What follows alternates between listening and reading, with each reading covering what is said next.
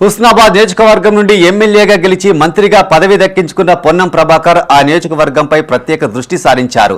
ప్రతి మండలంలో అభివృద్ధి వేగంగా పరుగులు పెడుతుండగా అభివృద్ధితో పాటు ప్రజా సమస్యలను పరిష్కరించేలా కృషి చేస్తున్నారు. ఓ రోజంతా మండలాల వారీగా ప్రత్యేక సమయాన్ని కేటాయించి వారికి ఉన్న వ్యక్తిగత సమస్యలు, ఆయా గ్రామాలు, మండలాల వారీగా ఉన్న సమస్యల పరిష్కారం కోసం పాటుపడుతున్నారు.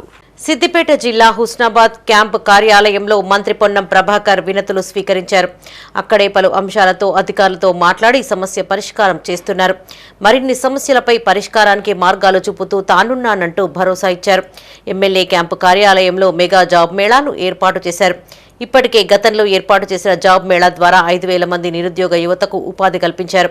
రాబోయే స్థానిక సంస్థల ఎన్నికల్లో క్లీన్ స్వీప్ చేసేలా మంత్రి పొన్నం ప్రణాళికలు రచిస్తున్నారు. ఈ మేరకు ఆయా నాయకులు, కార్యకర్తలతో చర్చలు జరుపుతున్నారు. 2 లక్షల లోపు రుణమాఫీ పూర్తి కాకపోతే వెంటనే వ్యవసాయ అధికారులను కలిసి వివరాలు ఇవ్వాలని పొన్నం సూచించారు.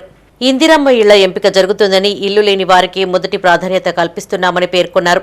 గత ప్రభుత్వం ఒక్క రేషన్ కార్డు ఇవ్వలేదని, ఇప్పుడు అర్హులైన ప్రతి ఒక్కరికి రేషన్ కార్డులు అందిస్తున్నామని, ఎన్నికల కోడ్ అయిపోయిన తర్వాత కొత్త రేషన్ కార్డులు వస్తాయని పేర్కొన్నారు.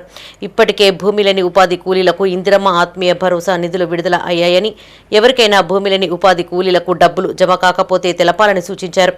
రాష్ట్ర ప్రభుత్వం తమ నాయకుడు రాహుల్ గాంధీ ఇచ్చిన మాట ప్రకారం ఎవరెంతో వారికంత న్యాయం చేయడానికి కులగణన చేశామని, ఈ నెల 6వ తేదీన జరిగే కేబినెట్లో 42% రిజర్వేషన్ల చట్టబద్ధతపై కేబినెట్ ఆమోదించుకుంటుందని తెలిపారు.